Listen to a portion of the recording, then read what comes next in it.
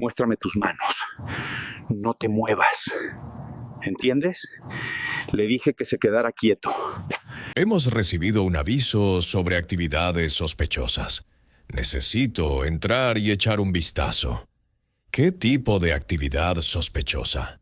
¿Y tienen una orden? ¿Una orden para este vecindario? Por favor, háganme entrar para que podamos resolver esto rápidamente. No los dejaré entrar sin una orden. Ese es mi derecho. Tus derechos. Ahora estás en mi ciudad. Abre la puerta o lo haremos a las malas. La cámara del timbre grababa cada palabra, cada gesto, cada momento de lo que estaba a punto de convertirse en el registro ilegal más costoso en la historia de la ciudad. Un ajuste de cuentas de $5.880.000 que destruiría una carrera construida sobre 23 años de racismo desenfrenado. Eran las 9:20 de la noche de un sábado, cuando Malcolm Price escuchó el golpe en su puerta principal. Estaba en su despacho revisando contratos para su startup tecnológica, cuando alguien empezó a golpear fuerte y agresivamente, como si intentara despertar a toda la calle. Malcolm Price no era un propietario cualquiera que abriera la puerta esa noche. A sus 34 años era el fundador y director ejecutivo de Data Stream Solutions, una empresa de ciberseguridad que había construido de la nada hasta convertirla en un negocio valorado en $40 millones. Se había graduado de Stanford con una licenciatura en Ciencias de la Computación, trabajó en Google durante 5 años y luego fundó su propia empresa en su garaje. 8 años después, empleaba a 97 personas y poseía patentes de tecnología de encriptación utilizadas por empresas de la lista Fortune 500. Había comprado su casa en Lakewood Estates hacía 2 años, pagando en efectivo.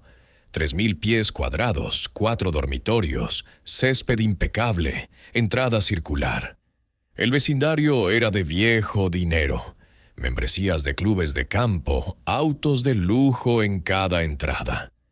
Malcolm era uno de los 3 propietarios afroamericanos en un desarrollo de 200 casas. Revisó la cámara de su timbre y vio a 2 oficiales de policía. El de delante era mayor, con cabello gris, con divisas de sargento. Su placa de identificación decía Crawford. El otro era más joven, se mantenía atrás, con aspecto inseguro. Malcolm presionó el botón del intercomunicador. «¿Puedo ayudarles, oficiales?» El sargento Ryan Crawford se inclinó hacia la cámara. «Recibimos una llamada sobre actividades sospechosas en esta dirección. Necesito entrar y echar un vistazo». Los instintos de Malcolm se dispararon. Había crecido en Atlanta, había tenido la conversación de su padre sobre las interacciones policiales, conocía sus derechos a la perfección. Algo en el tono de Crawford se sentía mal. ¿Qué tipo de actividad sospechosa? ¿Y tienen una orden? Crawford se rió. De hecho, se rió como si Malcolm hubiera dicho algo gracioso. «Una orden para este vecindario. Por favor, háganme entrar para que podamos resolver esto rápidamente. No tomará 5 minutos». Malcolm mantuvo la voz calmada y clara. «No los dejaré entrar sin una orden. Ese es mi derecho constitucional». La expresión de Crawford cambió. La amabilidad fingida desapareció, reemplazada por algo más duro, más mezquino. «Tus derechos. Ahora estás en mi ciudad. Abre la puerta o lo haremos a las malas». Malcolm sintió que la ira aumentaba, pero la reprimió. Lidiaba con el racismo en las salas de juntas, en las reuniones de capital de riesgo de inversores que no podían creer que un joven afroamericano hubiera construido una empresa de $40 millones. Pero esto era diferente. Era un policía en su puerta amenazándolo en su propia casa. Oficial, entiendo que tiene un trabajo que hacer, pero la cuarta enmienda es clara. Necesita una orden para registrar mi casa a menos que yo consienta, cosa que no haré, o a menos que haya una emergencia. ¿Hay una emergencia? Crawford se acercó aún más a la cámara, su rostro llenando la pantalla. Aquí está su emergencia. Tenemos informes de actividad de drogas en esta dirección. Eso me da causa probable. Ahora, abra esta puerta antes de que decida que está obstruyendo una investigación policial. Las manos de Malcolm se apretaron en su teléfono. ¿Actividad de drogas en su casa? Donde lo más ilegal en su refrigerador era una botella de vino que costaba $300? Eso es mentira. No hay actividad de drogas aquí. Quiero ver este supuesto informe. Quiero un nombre, una hora. ¿Qué se reportó exactamente? El oficial más joven, su placa de identificación decía Porter, se movió incómodo. Miró a Crawford, luego a la cámara. Sargento, quizás deberíamos llamar para obtener una orden si Crawford lo interrumpió sin apartar la vista de la cámara. No necesito una orden, Porter. Tengo causa probable. Una pista anónima sobre tráfico de drogas en esta dirección es toda la causa probable que necesito. La mente tecnológica de Malcolm ya estaba trabajando en el marco legal. Las pistas anónimas por sí solas no establecían causa probable para un registro sin orden judicial. Crawford o no conocía la ley o no le importaba. Sargento Crawford, una pista anónima no le da autoridad para entrar a mi casa sin una orden. Esa es la ley básica de la cuarta enmienda. Si tiene causa probable, consiga que un juez firme una orden. Esperaré aquí mismo. La cara de Crawford se retorció. Cuando habló de nuevo, su voz era baja, enojada, y el racismo que había estado al acecho bajo la superficie salió a la luz. Escúcheme con atención. Llevo 23 años patrullando esta ciudad. Sé exactamente lo que sucede cuando su tipo se muda a vecindarios como este. Los valores de las propiedades bajan. La delincuencia aumenta. Las drogas empiezan a fluir. Quizás engañó a quien le vendió esta casa, pero a mí no me engaña. Entraré en esa casa para ver qué está haciendo realmente ahí dentro. Malcolm sintió que su ritmo cardíaco se aceleraba. ¿Su tipo? Ahí estaba. Ni siquiera intentaba ocultarlo más. ¿Mi tipo? ¿Se refiere a la gente de color? ¿Está diciendo que esto es por mi raza? Crawford sonrió. Y no fue una sonrisa amistosa. Digo que la gente que no pertenece a vecindarios como este suele tener una razón para estar aquí y generalmente no es legal. Ahora dejé de pedir amablemente. Tiene 10 segundos para abrir esta puerta o asumiré que está destruyendo pruebas y entraré bajo circunstancias apremiantes. Porter intentó de nuevo, su voz nerviosa. Sargento, esto realmente no se siente bien. Quizás deberíamos. Porter, ¿quieres pasar la prueba? Entonces cállate y apóyame. Malcolm, o como sea que te llames en realidad, estoy contando. 10, 9, 8. Malcolm tomó su decisión. Llamó al 911. El despachador respondió al segundo timbrazo. 911. ¿Cuál es su emergencia? Mi nombre es Malcolm Price. Estoy en 742 Lakewood Drive. Hay 2 oficiales de policía en mi puerta exigiendo registrar mi casa sin una orden. El sargento amenaza con forzar la entrada. Necesito un supervisor aquí inmediatamente. Mantuvo su teléfono en altavoz para que la cámara del timbre captara ambos lados. El despachador sonó confundido. Señor, ¿llama al 911 sobre oficiales de policía? Llamo porque un oficial de policía está a punto de violar mis derechos de la cuarta enmienda. Está amenazando con entrar ilegalmente en mi casa. Necesito su supervisor aquí ahora antes de que esto escale. Crawford escuchó esto a través del intercomunicador. Su expresión se volvió más sombría. ¿Crees que eres inteligente? Llamando al 911 a la policía. Qué lindo. Porter, estamos entrando. Circunstancias apremiantes. Posible destrucción de pruebas. Malcolm observó a través de la cámara cómo Crawford intentaba el pomo de la puerta. Cerrada con llave, obviamente. Crawford dio un paso atrás, miró a Porter. Patea la puerta. Porter no se movió. Sargento, no puedo. Esto está mal. No está destruyendo pruebas, está llamando a un supervisor. Tenemos que esperar. La voz de Crawford se volvió helada. Esa es una orden oficial, Porter. Patea esa puerta o entrega tu placa el lunes por la mañana.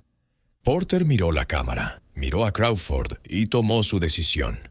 Dio un paso adelante y pateó la puerta justo debajo del pomo. El marco se astilló, pero resistió. Pateó de nuevo. Esta vez la puerta se estrelló hacia adentro. Malcolm estaba en su vestíbulo, con el teléfono en la mano, grabando todo. Su llamada al 911 seguía conectada. El despachador escuchaba todo, diciendo que enviaría supervisores de inmediato. Crawford entró por la puerta rota y vio a Malcolm de pie en su propia casa, con jeans y una sudadera con capucha de Stanford. Teléfono grabando, sin armas, sin comportamiento amenazador, sin drogas visibles en ninguna parte. Deja el teléfono ahora. Malcolm siguió grabando. Acaba de entrar ilegalmente en mi casa sin una orden. Cometió un delito federal. Todo esto está siendo grabado y transmitido al servicio de despacho del 911. Crawford agarró el teléfono. Malcolm lo retiró y Crawford le agarró el brazo en su lugar, retorciéndolo con fuerza, obligando a Malcolm al suelo. Porter estaba en la entrada, paralizado, viendo a su sargento agredir a un propietario en un registro ilegal.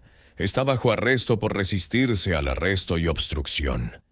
Malcolm, con la cara presionada contra su propio suelo, con las esposas cortándole las muñecas, mantuvo la voz firme. No me resisto. Estoy cumpliendo. No tienen base legal para este arresto. Oficial Porter está presenciando una violación de los derechos civiles federales. Todo lo que haga a partir de ahora depende de usted. Porter finalmente habló, su voz temblando. Sargento, necesitamos parar. Esto está mal. No ha hecho nada. No tenemos una orden. No podemos. Crawford se levantó, dejando a Malcolm esposado en el suelo. Porter, registra esta casa. Cada habitación, cada armario, cada cajón. Encuentra lo que está escondiendo. No voy a registrar sin una orden. Sargento, estoy informando esto. Crawford se puso cara a cara con Porter. Registra esta casa o se acabó. ¿Entiendes? Se acabó. Porter sacó su radio, salió y llamó a un supervisor. Despacho, esta es la unidad 723. Necesito un supervisor en 742 Lakewood Drive. Inmediatamente tenemos una situación. Malcolm, todavía en el suelo, todavía esposado, todavía grabando desde el teléfono que Crawford le había tirado, pero que no había logrado detener, habló con claridad. Sargento Crawford, ha cometido allanamiento de morada, registro ilegal, arresto falso y agresión, todo grabado. Múltiples cámaras en esta casa también están grabando y subiendo a almacenamiento en la nube. Debe detenerse ahora. Crawford miró a su alrededor, notando por primera vez las cámaras de seguridad en las esquinas de la habitación. Instalación profesional, equipo de alta gama, definitivamente grabando. Su expresión cambió de ira a algo más. No exactamente miedo, aún no, pero el comienzo de la realización de que esto podría no terminar como él lo planeó. ¿Deberían los oficiales de policía enfrentar cargos criminales por registros ilegales? ¿O es suficiente con perder su trabajo? Dejen sus opiniones abajo. Un supervisor llegó 7 minutos después. La teniente Sarah Mitchell entró por la puerta principal rota. Evaluó la escena. Malcolm esposado en el suelo. Crawford de pie sobre él. Porter afuera con cara de enfermo. Madera astillada por todas partes.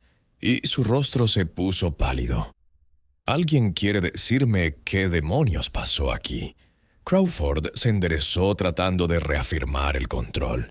Teniente, recibimos un informe de actividad de drogas en esta dirección. El sujeto se negó a consentir el registro y se volvió hostil. Entramos bajo circunstancias apremiantes.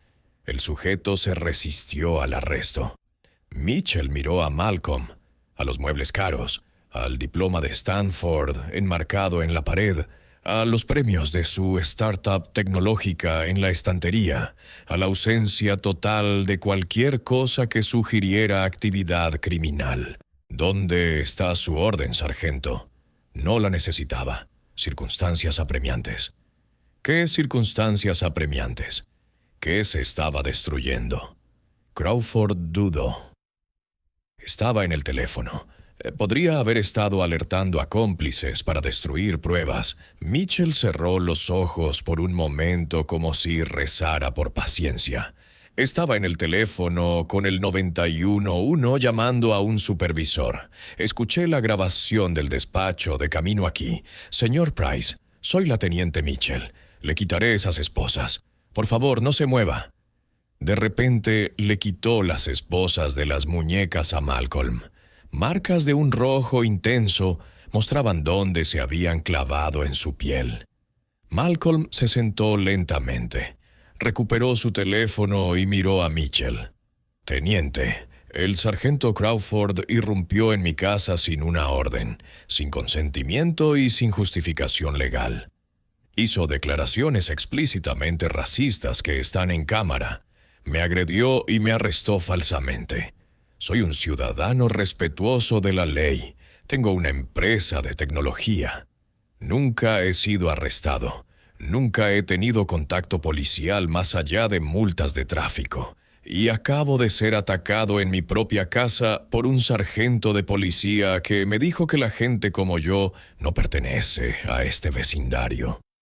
Mitchell miró a Crawford. ¿Es eso cierto? ¿Dijo eso? La mandíbula de Crawford se apretó. Dije lo que había que decir para obtener cumplimiento. Porter, que había estado parado afuera, regresó. Teniente, todo está en la cámara del timbre. Todo lo que dijo sobre drogas, sobre no necesitar una orden, sobre los comentarios racistas, está todo grabado. Mitchell sacó su radio. Despacho, necesito asuntos internos en 742 Lakewood Drive. Los necesito ahora. Se volvió hacia Crawford. Entrégueme su arma de servicio. Queda suspendido con efecto inmediato. La cara de Crawford se puso roja. No puede suspenderme. Llevo 23 años en esta fuerza. Mire, ahora. Crawford desabrochó su arma y la entregó, sus manos temblando de rabia. Malcolm se levantó, todavía grabando, y se dirigió directamente a Mitchell.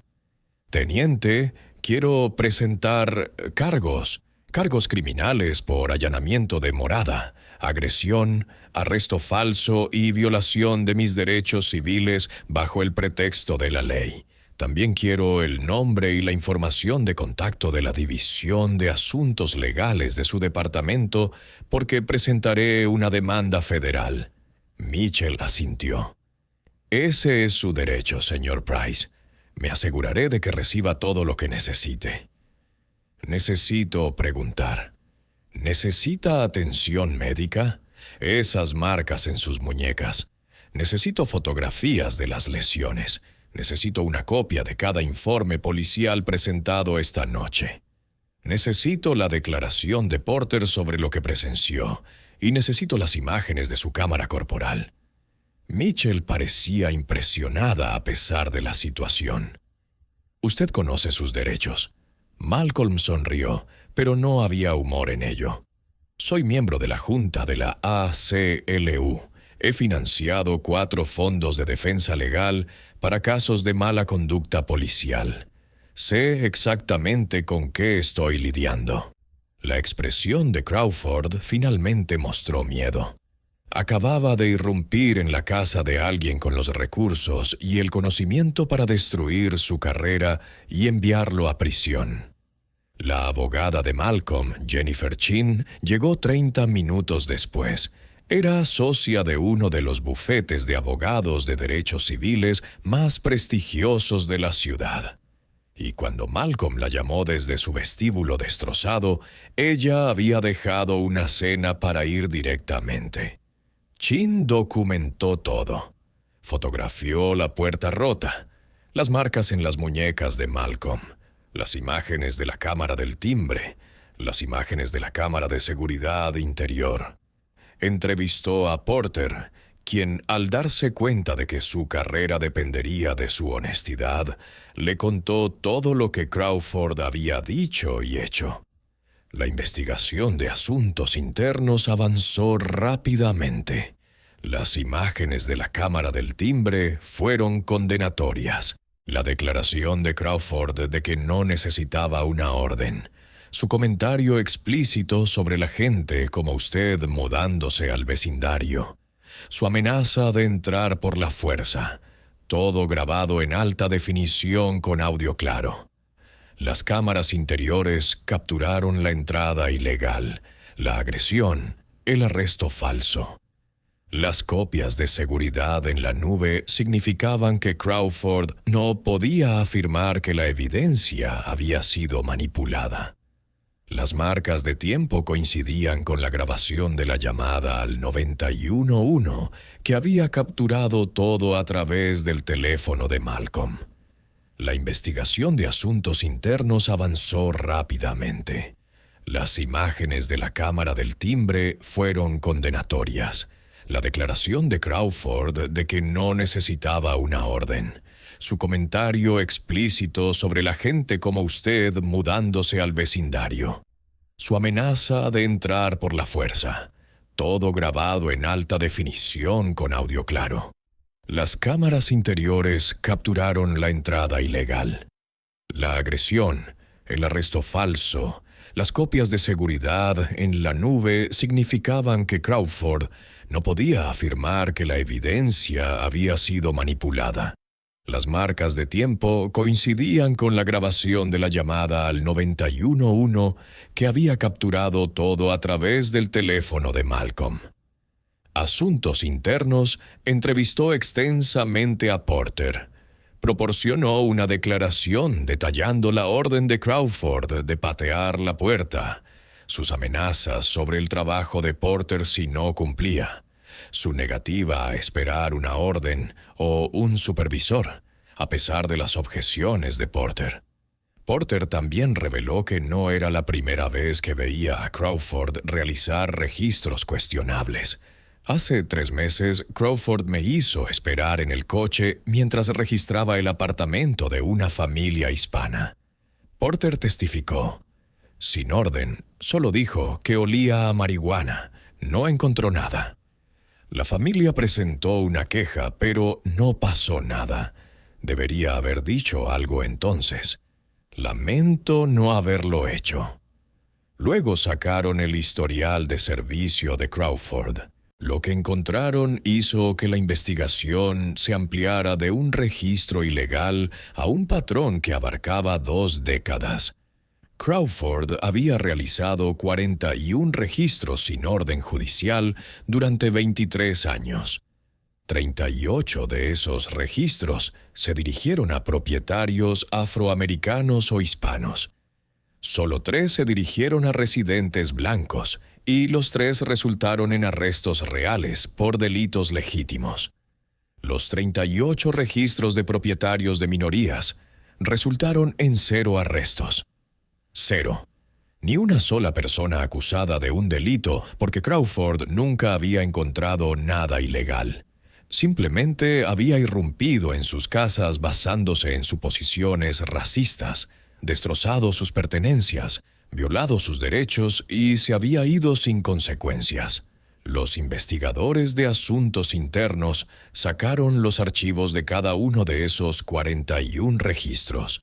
El patrón era tan obvio que era impactante que nadie lo hubiera detectado antes.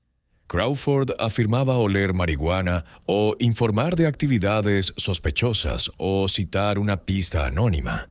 Forzaba la entrada, registraba la casa, no encontraba nada y se iba. Los informes eran casi idénticos, solo nombres y direcciones diferentes.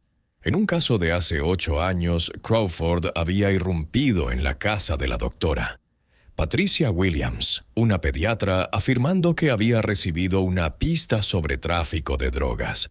Destrozó su oficina en casa, esparciendo expedientes de pacientes por el suelo y no encontró nada.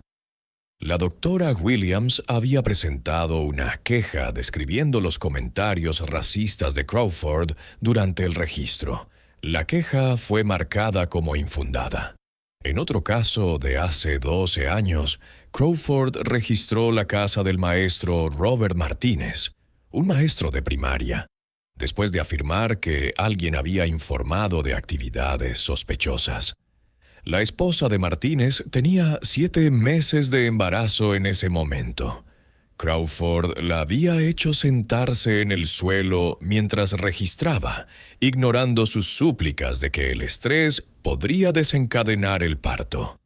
No se encontró contrabando. Se presentó una queja, desestimada.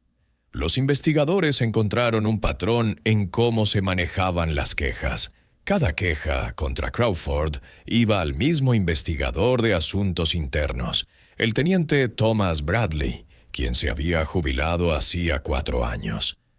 Bradley había desestimado todas las quejas, a menudo sin entrevistar al que presentaba la queja ni revisar la evidencia disponible.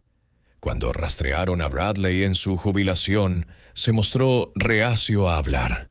Finalmente, bajo la amenaza de ser acusado como cómplice, admitió que había estado protegiendo a Crawford.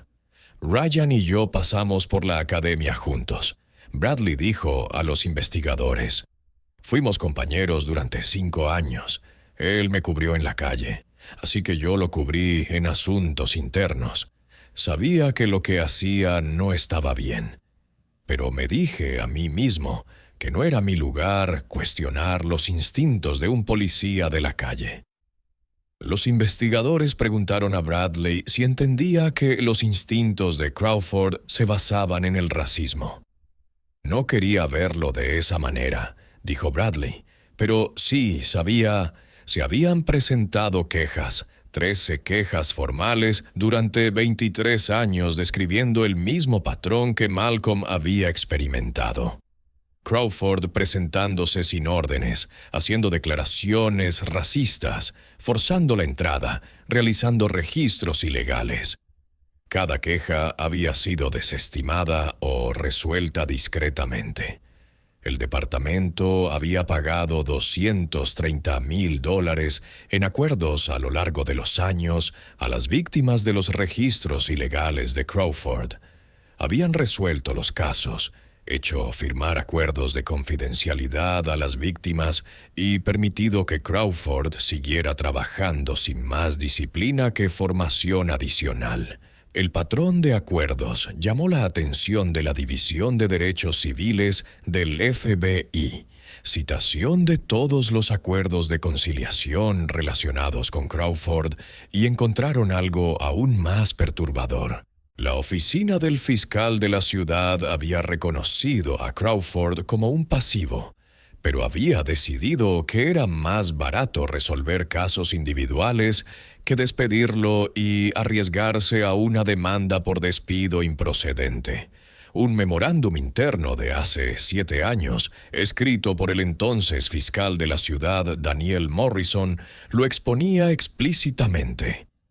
Los registros sin orden judicial del sargento Crawford continúan generando quejas y acuerdos ocasionales.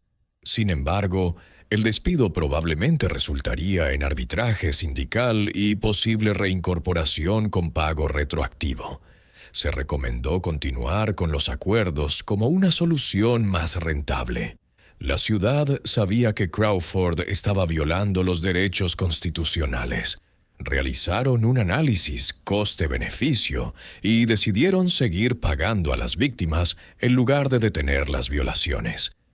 Ese memorando se convertiría en evidencia crucial en la demanda de Malcolm. Jennifer Chin presentó la demanda federal en el plazo de una semana. La querella alegaba violaciones de los derechos de la Cuarta Enmienda de Malcolm, registro e incautación ilegales, arresto falso, agresión bajo el disfraz de la ley y un patrón de práctica de violaciones de derechos civiles por parte del Departamento de Policía.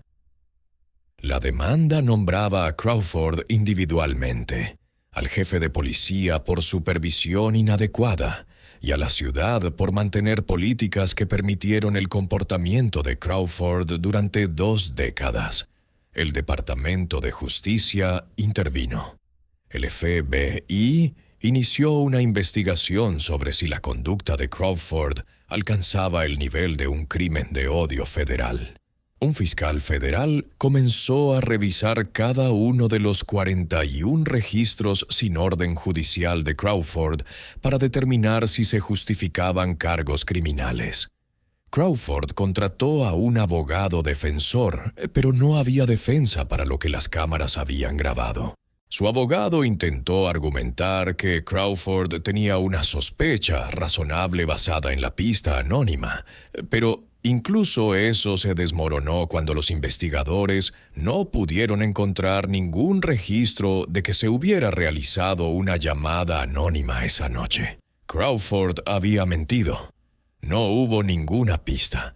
Había visto a un hombre negro en un vecindario caro y decidió que eso era lo suficientemente sospechoso como para justificar el derribo de una puerta. El juicio penal duró 2 semanas. La fiscalía reprodujo la grabación de la cámara del timbre el primer día. El jurado vio a Crawford decir que no necesitaba una orden judicial para ese vecindario. Lo escucharon decirle a Malcolm: «Tu clase no pertenecía aquí». Lo vieron ordenar a Porter que derribara la puerta a pesar de no tener orden judicial, consentimiento ni emergencia.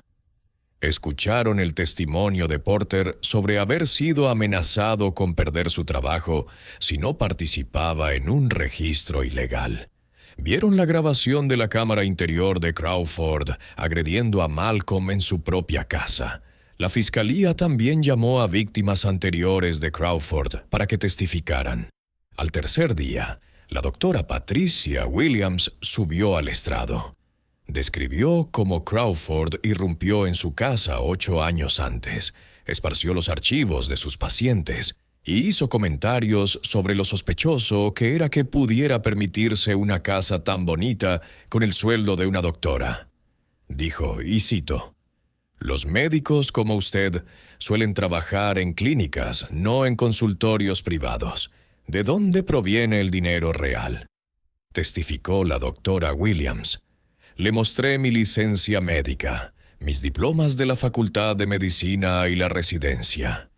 Me dijo que podrían ser falsos.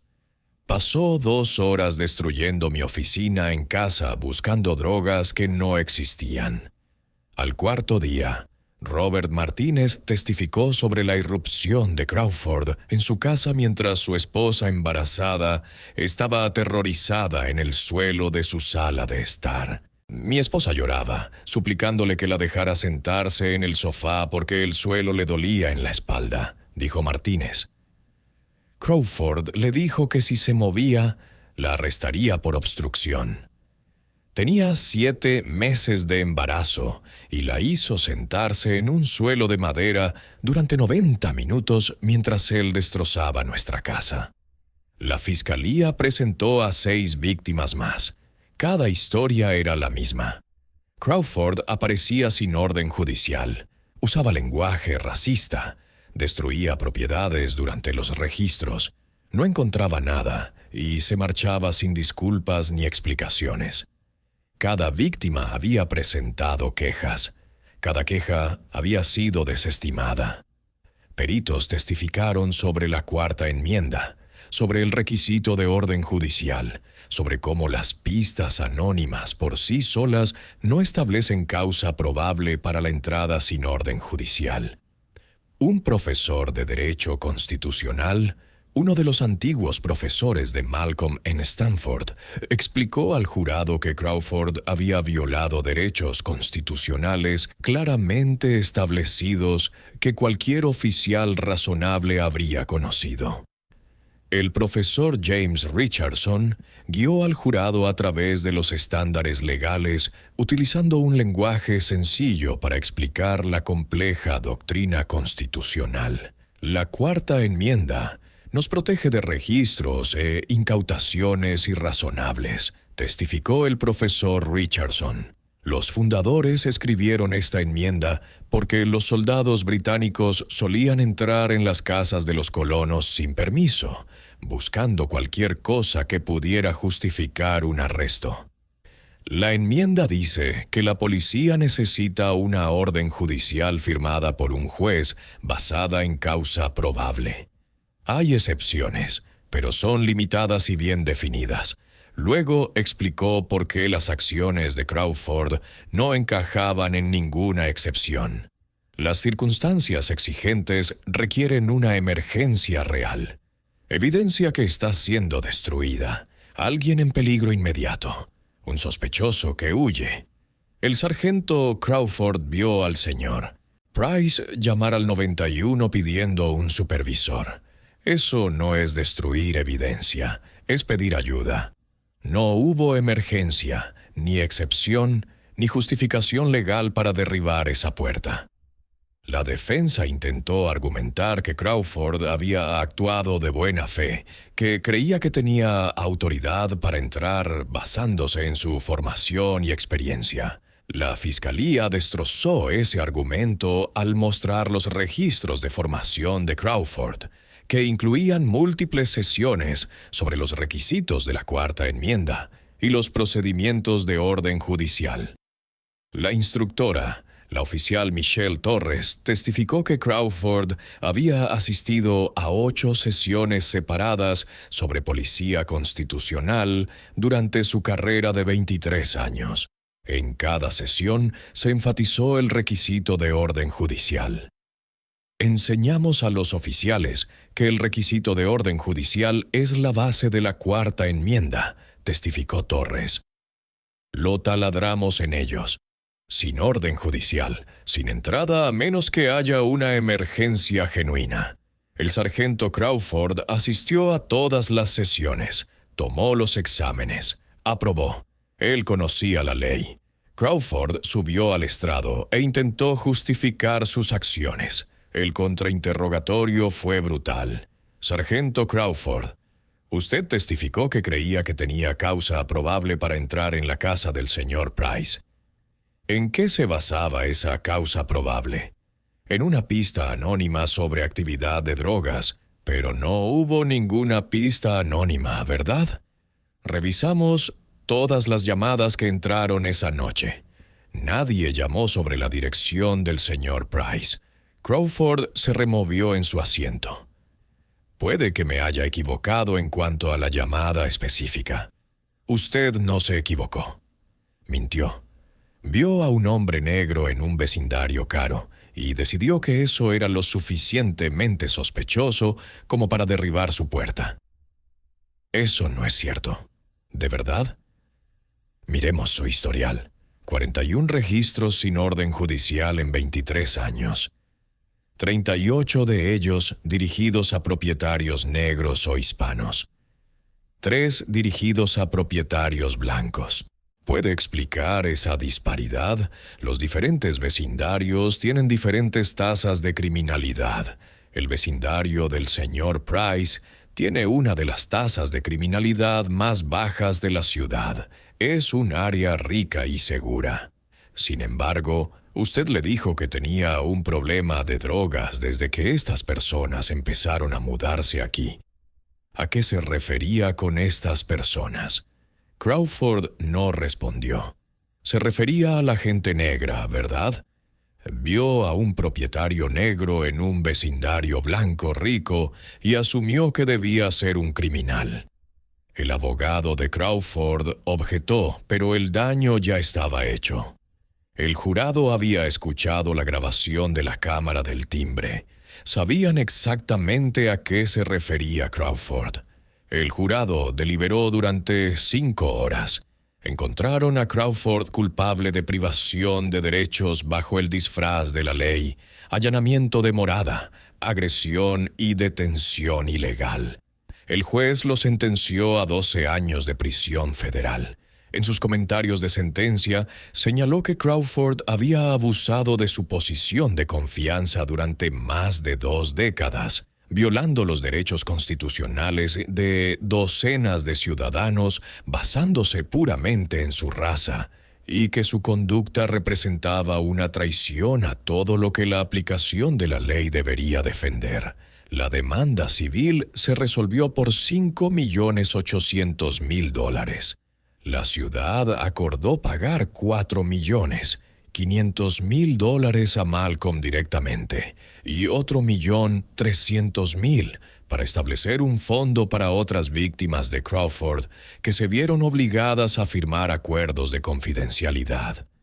Más importante aún, el acuerdo requirió reformas drásticas. El Departamento de Policía implementó cámaras corporales obligatorias para todos los oficiales con acción disciplinaria automática para cualquier oficial que apagara su cámara durante una interacción civil. Establecieron una junta de revisión civil con autoridad de investigación real y el poder de recomendar destituciones. Crearon una base de datos que rastrea cada registro realizado por cada oficial, marcando a cualquier oficial que muestre disparidades estadísticas en quien registra. Requirieron órdenes judiciales para todos los registros de domicilios, excepto en emergencias genuinas, y los oficiales debían articular esas emergencias en cámara antes de ingresar. Malcolm usó el dinero de su acuerdo para financiar una organización de defensa legal específicamente enfocada en violaciones de la Cuarta Enmienda.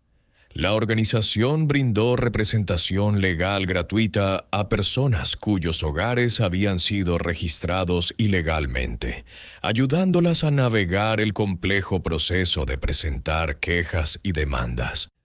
También se convirtió en un defensor, hablando en facultades de derecho y políticas sobre la importancia de los derechos constitucionales y el impacto devastador de la perfilación racial.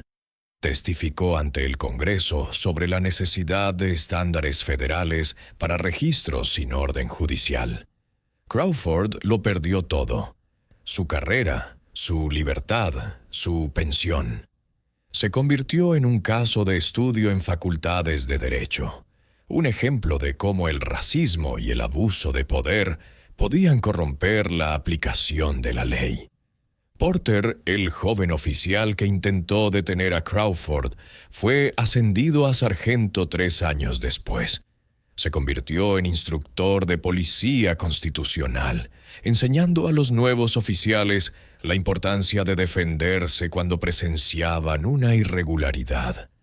Las 41 familias que Crawford había victimizado durante 23 años finalmente obtuvieron una medida de justicia. Los acuerdos de confidencialidad se anularon como parte del acuerdo. Las víctimas se presentaron con sus historias, describiendo el trauma de ver a la policía irrumpir en sus hogares, la violación de ver extraños destrozar sus pertenencias, la impotencia de saber que sus quejas estaban siendo ignoradas. Su testimonio colectivo llevó a que se investigara a otros 3 oficiales por patrones similares. 2 fueron despedidos. 1 renunció antes de que concluyera la investigación. La cultura del departamento comenzó a cambiar lentamente a medida que los oficiales se dieron cuenta de que las violaciones constitucionales ya no serían ignoradas o resueltas en silencio. Malcolm regresó a dirigir su empresa, pero nunca olvidó la sensación de estar esposado en su propio suelo mientras un policía racista registraba su casa. Ese recuerdo lo impulsó a seguir luchando, a seguir financiando la defensa legal, a seguir impulsando la reforma. El sargento Ryan Crawford pensó que su placa le daba el derecho de violar los derechos constitucionales siempre que viera a una persona negra en un vecindario donde pensaba que no pertenecía. Pensó que 23 años de salirse con la suya significaban que era intocable. Se equivocó. A veces, lo más poderoso que puedes hacer cuando tus derechos son violados es documentar todo, conocer la ley y negarte a que la violación se oculte. Malcolm Price tenía los recursos y el conocimiento para contraatacar. Las reformas que forzó garantizaron que las personas sin esos recursos también tendrían protección. El racismo de Crawford destruyó su vida, pero también expuso un sistema que lo había permitido durante 2 décadas, y ese sistema finalmente cambió.